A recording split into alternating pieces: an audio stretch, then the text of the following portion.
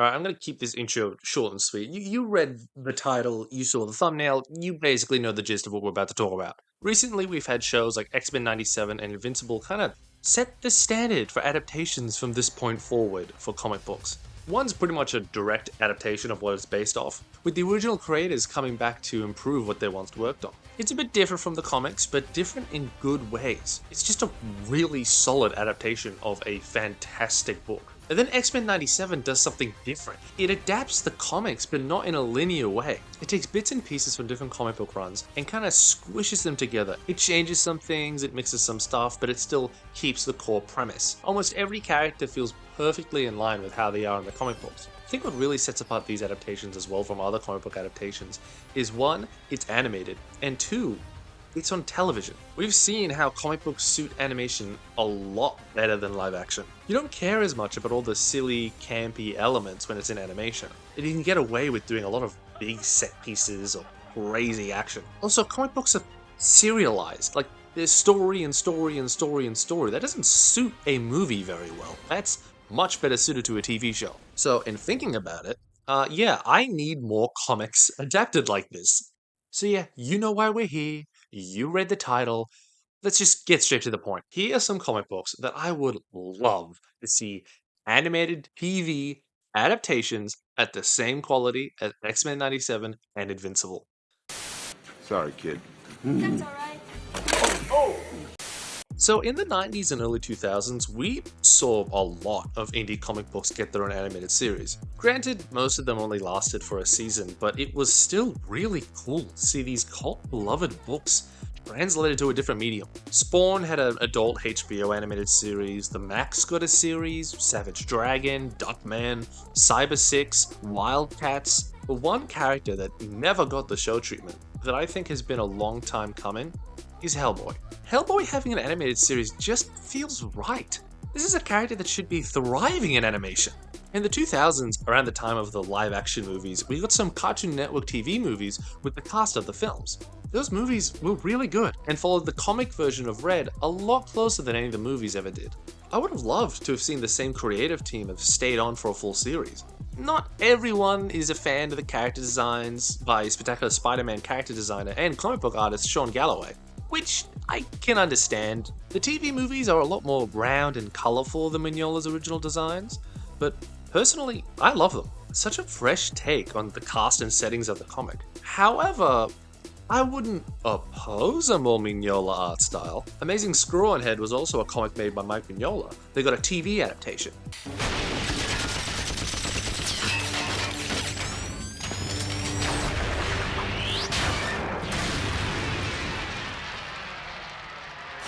It was only a pilot, and for what I remember was too expensive to turn into a full show, but it was gorgeous.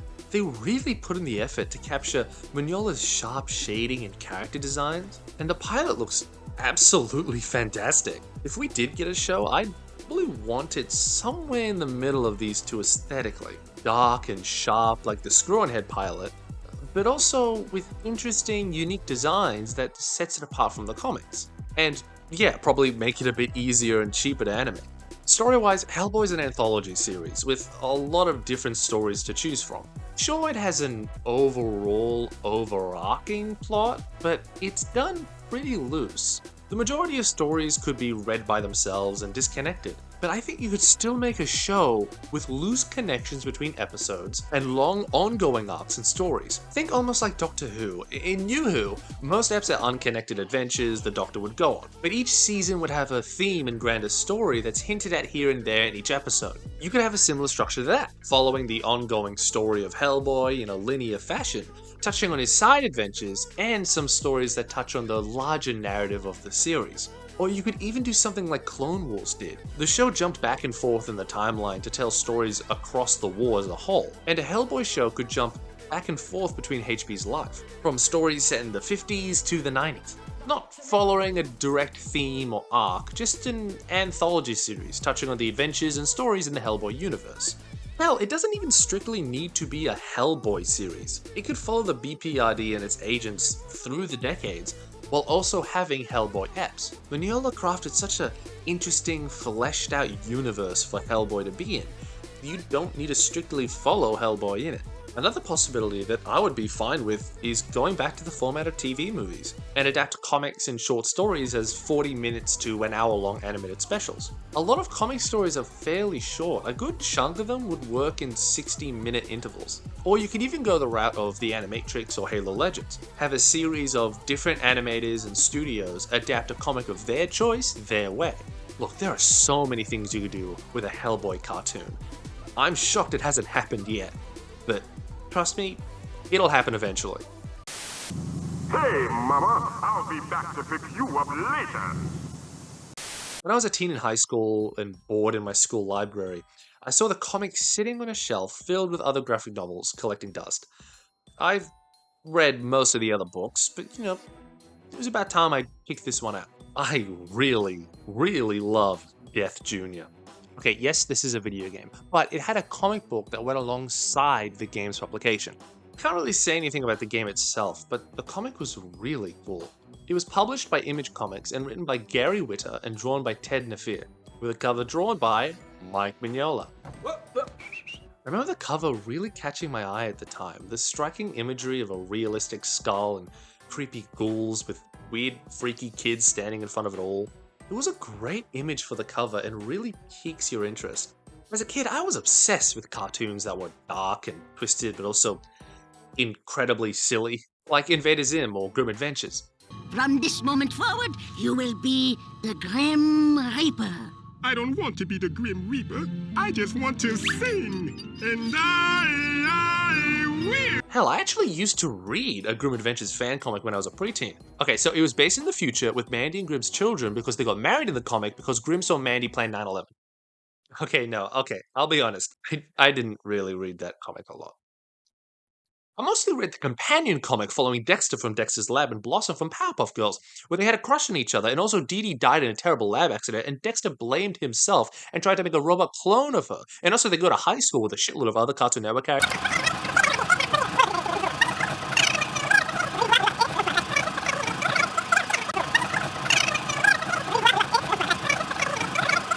Samurai Jack is their gym teacher, and there was a lot of blood.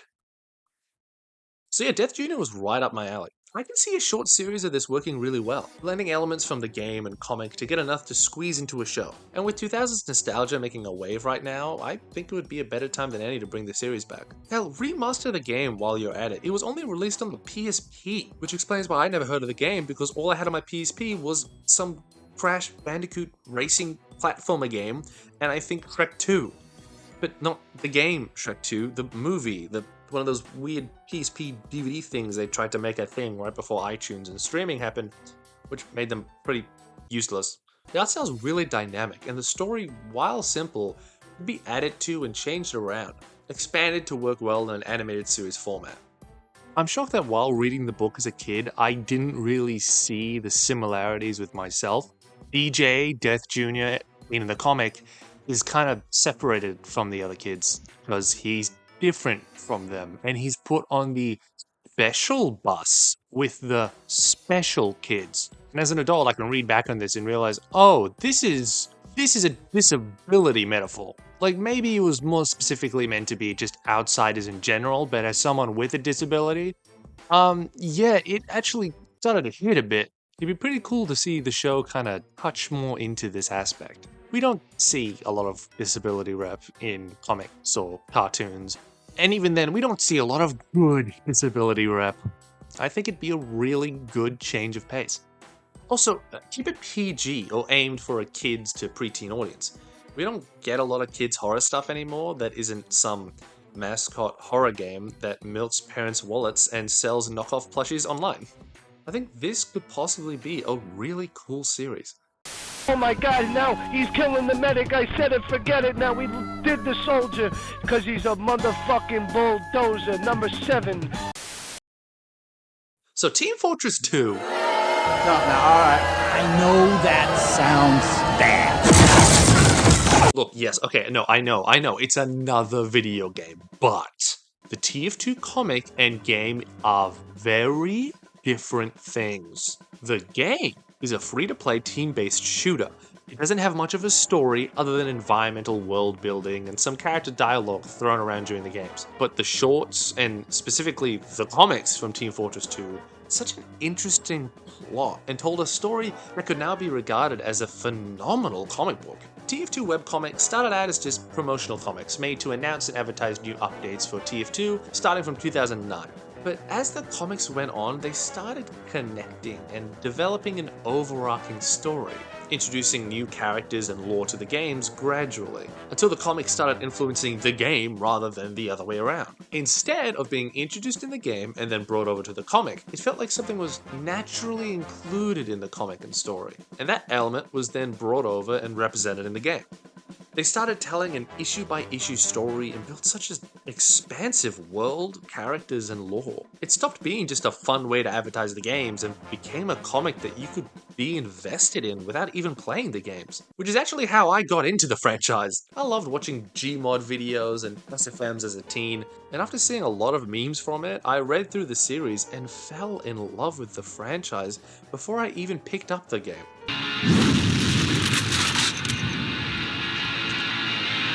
Yeah! Yes! That's it! Now, after I've played the actual game, I consider it one of my favorite games of all time, and one of the funniest. The comics provide such interesting and insane context for the games, but sadly, as most Valve stories end, it didn't. It didn't end. I don't mean like it's still going today. They never released the final issue. Your fault up! The final issue we got ended on a massive cliffhanger and was released in 2017. Oh my god, that was the same year as the Switch. It feels older. It feels so much older. It feels like it's been forever. Nearly 7 years, and we still have no idea how the story's going to end. Ugh. Anyway, to go back on topic, I think it'd be a great idea to see this funny, charming, surprisingly touching comic adapted to animation. We already know these characters work well on screen. Valve has released a bunch of shorts online to promote the game that people love. In fact, TF2 was going to get a TV show at one point. Valve ended up striking a deal with Adult Swim, and a Team Fortress 2 animated TV show was to be produced for the network. Animated in SFM, voiced by all the original actors, with, I believe, 15-minute long episodes. But you can guess how that turned out. Yeah, this show never got made. Well, actually, rather, it was in production, and Adult Swim canned it. Why, you ask? Yeah, well, it's not because the scripts were bad, not because they didn't have faith it would do well, even. It's because Valve took fucking forever to do one pilot episode. AS broke off the deal after it took Valve so long, but Valve kept working on the pilot and eventually uploaded it on YouTube. Expiration date. Yeah, that's right. The bucket one. Dear God. There's more. No. It's a tight, funny, amazing short that shows that these characters would have been perfect for the screen. Why are you fucking with me? Why are you fucking with me? Why are you fucking with me? My brother has this theory that everything eventually comes back. If there's money in it, someone will bring back an old property, even if it's super niche. There is one exception to that rule, and it's Valve. They are impossible to predict and never make choices on games just because they could make money off it. At least they're not being greedy. But it also means they just completely ignore video games that have a lot of strong support behind it. I mean, look at the TF2 game. The fan base is still strong, but they abandoned it for the most part. A TV show or even a mini-series could be the perfect way to touch up the story and finally finish it. It could be animated in Source 2 with updated models, or it could be 2D animated and maybe push that 50s, 60s poster design they were going for. I would love to see some of the action scenes from the comic translated to animation. Modern day action cartoons are kind of making a comeback right now. And there could be some really cool scenes in an animated adaptation of this series. Alright, I don't have my proper mic with me, fuck it. I am nearly done editing this video as we speak. And it has taken me so long that from when I started editing it and when I am now editing it, the entire fixed TF2 movement has happened, and Valve has gotten rid of the bots, and also we're getting Comic 7. So, I mean, a good chunk. I'm not going back and editing this. Like, this took way too long. It is not that complicated to edit, but I am a lazy motherfucker, and I am not re-editing it. So, yeah. Adapt Comic 7, I guess, is what I'm saying now as well. You know, I didn't think this would ever happen. This timing is insane.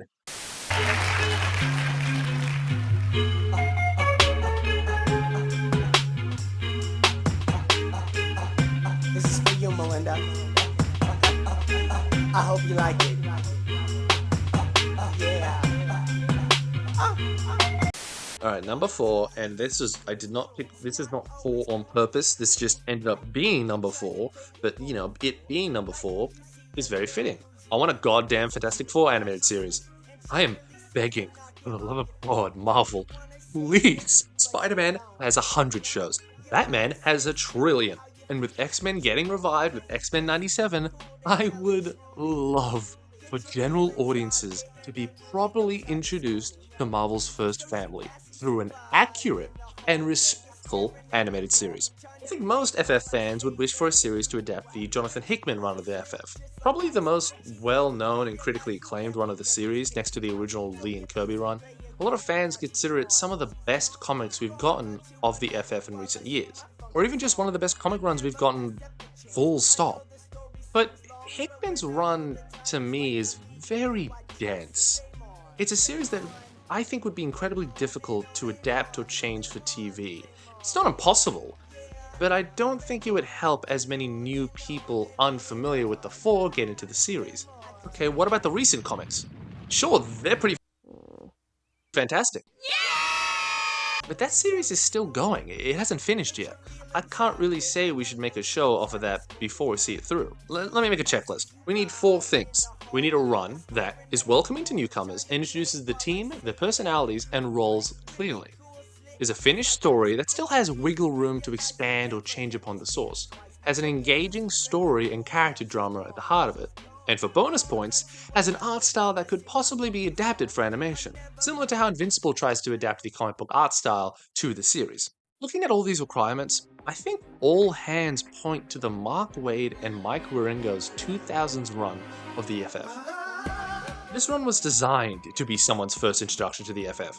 The first issue feels like a crash course on the characters and their dynamics and struggles.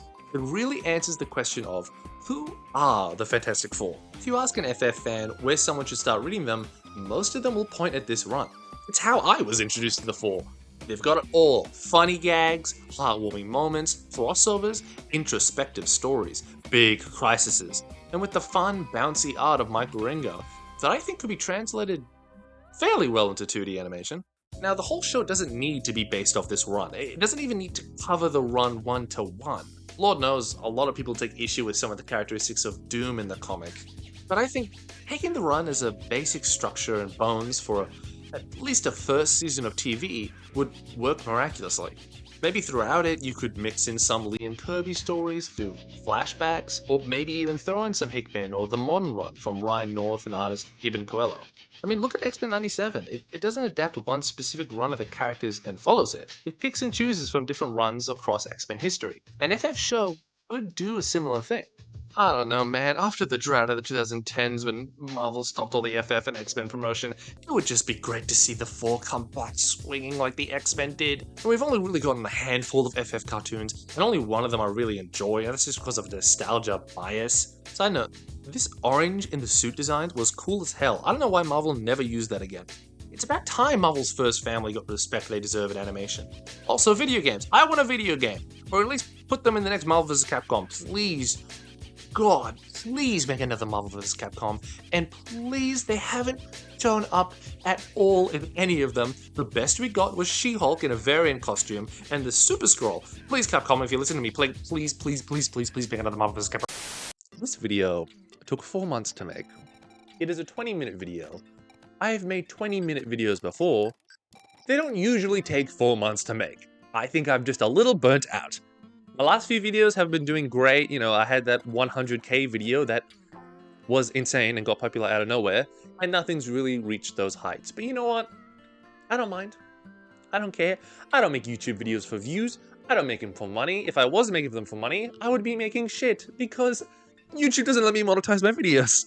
What was I talking about? Right, I just like making YouTube videos. You know, I like talking about things I love. I love introducing things to people who maybe have never heard of them before. And hopefully in watching this video, you've seen some comics that you haven't heard of or you haven't read yet, and you've thought, yeah, I should give it a chance. I should really check it out. Read Death Jr. It's really cute. I love the art. Check out Hellboy. I will take any opportunity I can to talk about Hellboy. Play TF2. Read TF2. The bots are gone. The bots in TF2 are gone. Give it a play. It's a lot of fun.